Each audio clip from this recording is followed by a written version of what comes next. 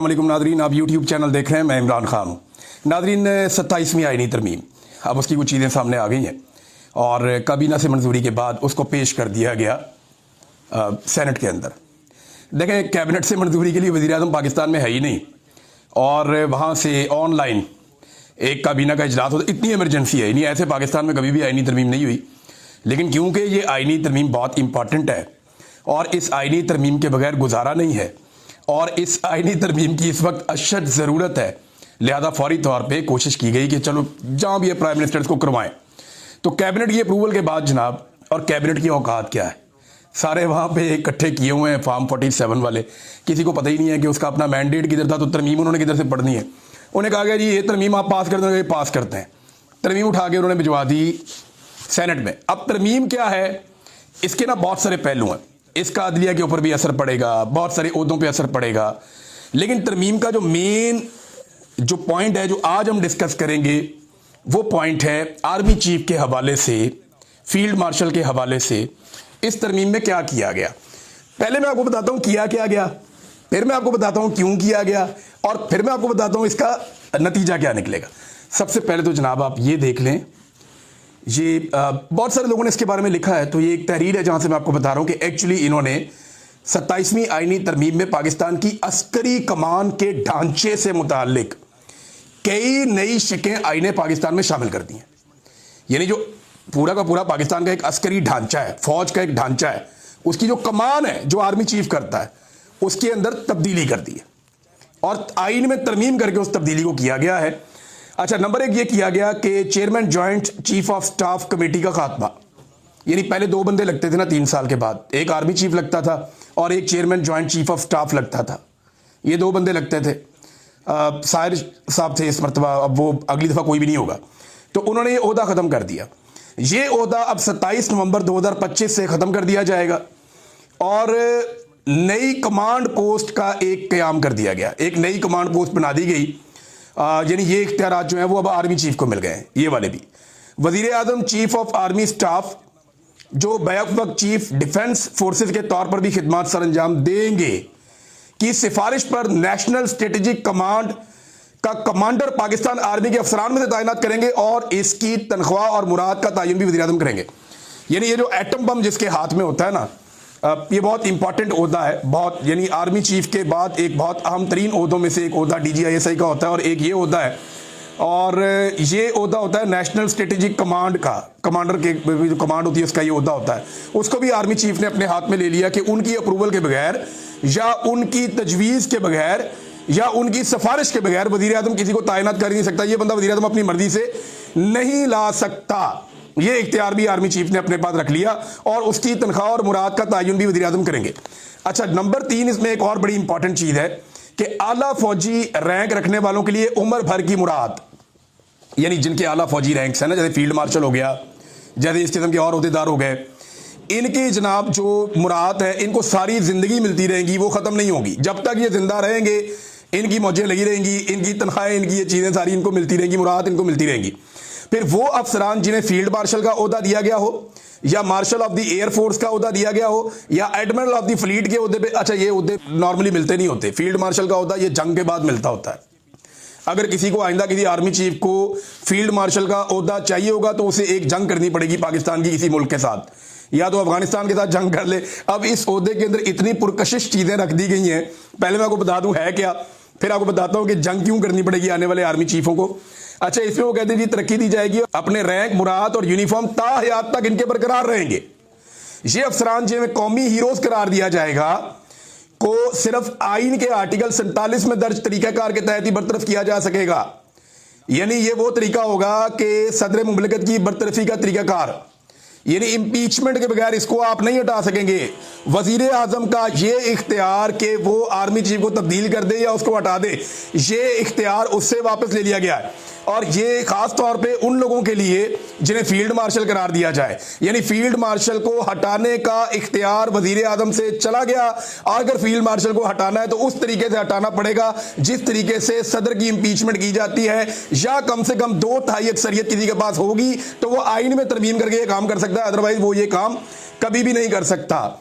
Number 5 ये बड़ी important चीज है, बहुत ही इंपॉर्टेंट चीज है और यह है कि आइन के आर्टिकल 248 के तहत सदर मुमलिकत को जो इस्तिस्ना हासिल है, यानी इसके ऊपर केस नहीं बन सकता। सदर मुमलिकत पे आपको पता है केस बन नहीं सकता।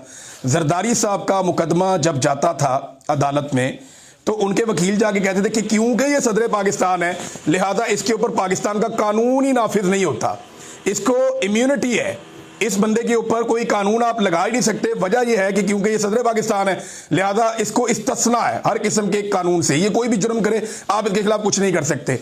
वही इस्तिस्ना इन्होंने फील्ड मार्शल को भी दे दिया है और फील्ड मार्शल को ये वाला इस्तिस्ना दे दिया कि एक तो वो देखें ना, दो चीजें होगी, एक तो फील्ड मार्शल रहेगा अब ताहयात, नंबर 2 उसको मिलती रहेंगी मुराद हमेशा पूरी जिंदगी के लिए, नंबर 3 पूरी जिंदगी उसके ऊपर कोई मुकदमा नहीं बन सकेगा, आप उसके ऊपर कोई केस नहीं कर सकेंगे। यानी आसिम मुनीर साहब अपनी लाइफ में पूरी जिंदगी में कुछ भी करें, ये राह चलते किसी को कत्ल कर दें, ये किसी के साथ कोई ज्यादती कर दें, कोई जुल्म कर दें, आसिम मुनीर साहब किसी के साथ कोई फ्रॉड भी कर दें, ये कुछ कर दें दुनिया के अंदर, आसिम मुनीर साहब के खिलाफ अब पाकिस्तान का कानून कभी कोई कार्रवाई नहीं कर सकेगा।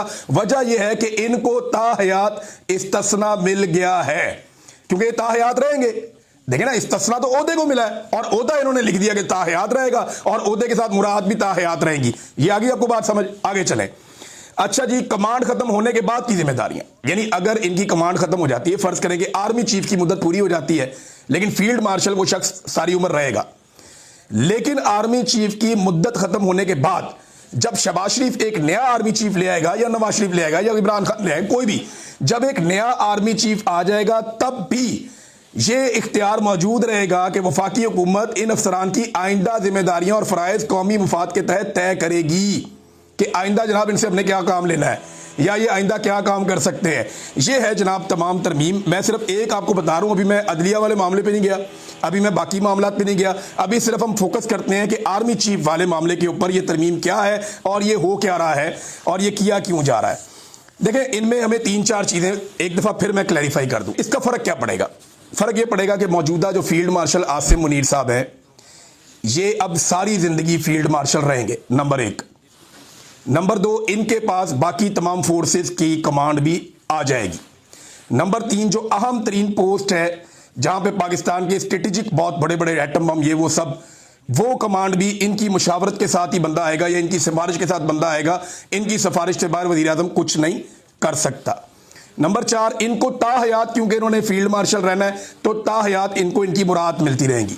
नंबर 5, जब ये ताहयात फील्ड मार्शल रहेंगे तो ताहयात इनको एक इस्तिस्ना आइन में मौजूद रहेगा कि इनको कोई छेड़ नहीं सकता, इनको कोई उंगली नहीं लगा सकता, इनके ऊपर कोई केस नहीं बन सकता। पाकिस्तान का कोई थाना, कोई FIA का दफ्तर, कोई किसी भी एजेंसी का दफ्तर, कहीं पे कोई मुकदमा आसिम मुनीर साहब के ऊपर नहीं बन सकेगा। वजह क्या है कि उन्हें एक कानूनी इस्तिस्ना हासिल हो चुका है और ये आइन में दर्ज कर दिया गया है कि उनके खिलाफ कुछ नहीं होगा। वैसे ये लगे हाथों जरदारी ने और गवर्नर ने भी ले लिया कि सारी जिंदगी के लिए इसके अंदर उन्होंने शामिल किया हुआ है, अभी तरमीम पास नहीं हुई लेकिन शामिल इन्होंने करवाया हुआ है कि जरदारी को भी और जो गवर्नर थे उनको भी, यानी सदर को भी और गवर्नर को भी, जितने भी हैं उन सबको भी ताहयात इस्तिस्ना होगा, उन्हें कभी भी उनके ऊपर कोई केस नहीं बनेगा। लेकिन इसका इतलाक जो है वो आइंदा से करेंगे, पीछे से नहीं करेंगे। अभी वालों को फायदा देंगे, पहले वालों को बिल्कुल फायदा नहीं देंगे। पहले वालों को दिया तो उमर चीमा बाहर आ जाएगा, पहले वालों को दिया तो बाकी लोग जो है उनकी भी बचत हो जाएगी। लिहाजा यहां पे ये आगे से चलेंगे, पीछे से नहीं चलेंगे। और ये भी इसमें सुनने में आ रहा है कि वजीर आजम को भी ये पेशकश जो है वो इसकी आइन के अंदर होगी। चले, अभी हम क्योंकि फोकस कर रहे हैं सिर्फ आर्मी चीफ के मामला में, तो आखिरी चीज उसके अंदर ये रखी गई जो फाइनल है कि फील्ड मार्शल जब मौजूद रहेगा, जब बूढ़ा हो जाएगा, जब उसका दिल करेगा, दिल भर जाएगा कि यार मैं अब ये काम नहीं करता, आप दूसरा बंदा आर्मी चीफ ले आए, उसको लाकर लगा दें, फील्ड मार्शल मैं रहूंगा, मुराद मुझे मिलती रहेंगी और ना सिर्फ मुराद मिलती रहेंगी बल्कि मुझे इस्तिस्ना भी हासिल रहेगा, मेरे ऊपर किसी किस्म का केस भी नहीं हो सकेगा। ये चीज हो गई। लेकिन फिर एक शिक और रख दी गई कि हुकूमत तब भी इसको कोई काम देना चाहेगी तो दे देगी, यानी उसके बाद भी, रिटायरमेंट के बाद भी ये फिर भी काम करता रहेगा, लेकिन जो इसका फील्ड मार्शल का होता है उससे कभी रिटायर नहीं होगा। अब इसको आईनी तहफ़्फ़ुज़ दे दिया गया और अगर इन्हें कभी हटाना पड़ा तो वज़ीर आज़म से इख्तियार भी ले लिया गया। सदर, वज़ीर आज़म, किसी के पास कोई इख्तियार नहीं है। इनको हटाने के लिए आपको पूरा एक आईनी तरमीम करनी पड़ेगी, या तो 2/3 अक्सरियत से, या फिर जिस तरह सदर पाकिस्तान की इंपीचमेंट होती है वैसे आप फील्ड मार्शल को हटाएंगे। अब ये तो होगी नाज़रीन तरमीम। इस तरमीम की वजह क्या है ये आपको ज़रा समझना पड़ेगा। नंबर 1, इसकी वजह यह है कि आसिम मुनीर साहब को पूरा यकीन है कि इमरान खान वापस आ रहा है। उन्होंने सब कुछ करके देख लिया, लेकिन फील्ड मार्शल आसिम मुनीर को पूरा यकीन है, जैसे दिन की रोशनी में आपको दिन का यकीन होता है ना, ऐसे आसिम मुनीर साहब को पूरा यकीन है कि वो इमरान खान का रास्ता नहीं रोक पाएंगे। उन्हें पता है कि इमरान खान का रास्ता रोकना नामुमकिन है, इमरान खान वापस आएगा, और इसी बात का उन्हें खौफ है। यानी आसिम मुनीर साहब को इस बात का खौफ है कि अगर इमरान खान वापस आएगा तो मेरे साथ क्या होगा, या अगर अवामी हुकूमत आ गई तो मेरे साथ क्या होगा। ये जो खौफ है ना, ये जीने नहीं देता। ये खौफ इंसान को सांस नहीं लेने देता। ये खौफ आपको ज़हनी तौर पे इंतशार का शिकार कर देता है, परेशानी का शिकार कर देता है। अपने उस खौफ से बचने के लिए आसिम मुनीर साहब ने अपने इर्द गिर्द आईन की एक दीवार खड़ी की है। इसको आप समझ लें, सिंपल कर लें। आसिम मुनीर साहब को इस बात पे पूरा ईमान है उनका, और उन्हें इस बात का पता है कि हर हाल में इमरान खान ने वापस आना है, और आसिम मुनीर साहब की बस हो गई है। उन्हें पता चल गया कि इस आदमी का रास्ता नहीं रोका जा सकता। ये प्रेशर आना ही आना है। अभी ये ट्रंप के बलबूते पे थोड़ा पाकिस्तान की हुकूमत और एस्टेब्लिशमेंट उछल कूद कर रही है, लेकिन बड़ी जल्दी ये भी बंद हो जाएगी। ट्रंप इनका चेजा लगा रहा है, वो मैं आपको बताऊंगा किसी और वीलॉग में वो उनके साथ कैसे खेल रहा है, वो आपको बाद में बताते हैं। लेकिन ये बात आप जहन में रख लें कि आसिम मुनीर साहब डरे हुए हैं इमरान खान से। उनको पता है कि ये बंदा आ गया या अवामी हुकूमत आ गई तो हमने जो कुछ कर छोड़ा इस मुल्क के साथ, उसका खुमियाजा हमें भुगतना पड़ेगा। ये जो कुछ हमने इस मुल्क के साथ किया है, इस मुल्क के लोग और इसका कानून हमसे पूछेगा। तो अब उन कवानीन से बचने के लिए या उन चीज़ों से बचने के लिए एक तरीकाकार इख्तियार किया गया है कि एक आईनी दीवार खड़ी की गई है अपने इर्द गिर्द। उस दीवार के अंदर क्या है कि मैं सारी ज़िंदगी रिटायर ही नहीं होऊंगा, मुझे सारी ज़िंदगी मुराहत मिलती रहेंगी, मुझे जो है सारी ज़िंदगी इस्तिस्ना रहेगा, मेरे ऊपर कोई केस नहीं होगा, और मुझे हटाया भी नहीं जा सकेगा। अगर हटाना है तो या तो 2/3 अक्सरियत लेकर आओ, या मुझे सदर पाकिस्तान की तरह इम्पीच करो, और मैं जब चाहूंगा किसी भी हुक्मरान से कह के कोई और ओहदा भी ले लूंगा और उसको इंजॉय करूंगा। ये है आईनी तरमीम 27वीं में आर्मी चीफ की हद तक चीजें। अब इमरान खान साहब जो हैं उनके लिए आज सेलिब्रेशन का दिन है, और उनकी पार्टी के लिए भी एक तरह से। एक तो उन्हें इसकी मुखालफत करनी चाहिए फुल। ये फर्द वाहिद के लिए एक आईनी तरमीम हो रही है। ऐसा नहीं होता कि आप फर्द वाहिद के लिए आईनी तरमीम करें। आपने एक अजीब रास्ता खोल दिया है कि अब हर आर्मी चीफ जो आएगा वो फील्ड मार्शल बनना चाहेगा। फील्ड मार्शल बनने के लिए उसको या तो जंग करनी पड़ेगी अफगानिस्तान से, या ईरान से, या इंडिया से। चाइना से तो हम जंग लड़ नहीं सकते, तो या वो इंडिया से आके जंग करेगा, या अफगानिस्तान से करेगा, या वो ईरान से करेगा। फिर मीडिया के अंदर अपनी बल्ले बल्ले करवाएगा, और उसके बाद जनाब वो अपने आप को फील्ड मार्शल बना लेगा। जब वो फील्ड मार्शल बन जाएगा तो यही सारा कुछ उसको भी मिल जाएगा। देखिए ना, आपने हर आर्मी चीफ के लिए रास्ता खोल दिया कि जब वो आए तो उसको फौरी तौर पे फील्ड मार्शल बनने के लिए एक जंग करनी होगी, और वो जंग में उतर जाएगा कौम को लेकर। कभी मैं तो फील्ड मार्शल बनना चाहता हूं, आर्मी चीफ तो इतना रह गया है, फील्ड मार्शल तो इतना बड़ा है। फील्ड मार्शल को तो इस्तिस्ना है, फील्ड मार्शल की तो मुराद ताहयात है, फील्ड मार्शल का ओहदा ताहयात है। फील्ड मार्शल पे सारी जिंदगी केस कोई नहीं हो सकता। फील्ड मार्शल को कोई वजीर आजम, कोई किसी का बाप भी हटा नहीं सकता, लिहाजा उसको हटाने का तरीका भी बहुत मुश्किल कर दिया है। तो मैं तो बनूंगा फील्ड मार्शल जो आर्मी चीफ बनेगा, और फील्ड मार्शल बनने के लिए वो वही करेगा जो जरूरी है। यानी एक आधी जंग या लड़ाई करनी पड़ेगी, उसके बाद कोई फील्ड मार्शल का ओहदा मिलता है। अदरवाइज तो ऐसे फील्ड मार्शल का ओहदा कोई सड़कों पे तो नहीं मार देता रेडियो की तरह। यहाँ पे तो इस दफा फील्ड मार्शल आसिम मुनीर साहब बन गए, जैसे भी बन गए। एयरफोर्स ने तैयारे गिराए इंडिया के, लेकिन ये कोई इतनी बड़ी जंग नहीं थी, हमने कश्मीर फतह नहीं किया, लेकिन वो फील्ड मार्शल बन गए। अब उस ओहदे का फायदा उठाते हुए उन्होंने अपने लिए एक आहनी दीवार खड़ी की, और आईन से बनी हुई आहनी दीवार खड़ी की कि इमरान खान इस दीवार के पार आके मुझे ना मार सके। आप अंदाजा करें कि जेल में बैठा हुआ कैदी नंबर 804 इनके आसाब पे कितना सवार है। आज पहली मर्तबा मुझे महसूस हुआ कि आर्मी चीफ हमारे जो हैं वो इमरान खान से डरते हैं। मुझे पहली दफ़ा एहसास हुआ। मुझे इससे पहले नहीं लगता था। मुझे लगता था कि शायद सिस्टम इनसे डरता है, सियासतदान इनसे डरते हैं, या ये इनको खौफ नहीं है इस बात का। ये मुझे कन्फ्यूजन रहती थी, लेकिन आज मेरी कन्फ्यूजन दूर हो गई। जो मेरे सोर्सेज मुझे कहते थे ना कि ये दिन रात डरते हैं इमरान खान से, ये खौफजदा इमरान खान से, वो मुझे बार बार लोग जो हैं दावा करते थे मेरे सोर्सेज, और मैं सोचता था यार वाकई ये बात ठीक कर रहे हैं। तो 100% इमरान खान ने इनकी रातों की नींदें उड़ा दी हैं। इन्हें समझ नहीं आ रही कि इस आदमी से बचना कैसे है, क्योंकि उसके साथ अवाम की ताकत है, और सबसे बड़ी बात यह है कि अल्लाह रब्बुल इज़्ज़त उसकी मदद कर रहा है और उसकी इज़्ज़त में इजाफा कर रहा है, लोगों के दिलों में उसके लिए प्यार डाल रहा है। अब मैं एक चीज़ आपको और बताऊं जितने भी लोग आज तक ताकतवर हुए हैं ना, वैसे इस पूरी तरमीम में आवाम के लिए कुछ नहीं है। अगर किसी को लगता है कि उनके लिए खुशखबरी निकलेगी, कुछ भी नहीं निकलेगा। ये अशराफिया की तरमीम है, उन्होंने आपस में मिलजुल के कर दी है।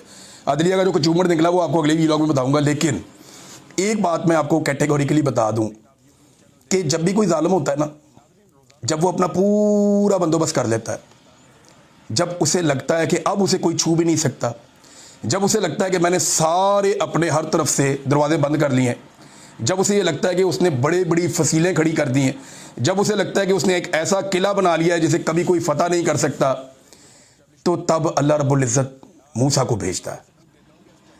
तब अल्लाह रब्बुल इज़्ज़त जो है वो अपना डंडा चलाता है और अल्लाह रब्बुल इज़्ज़त का कानून हरकत में आता है।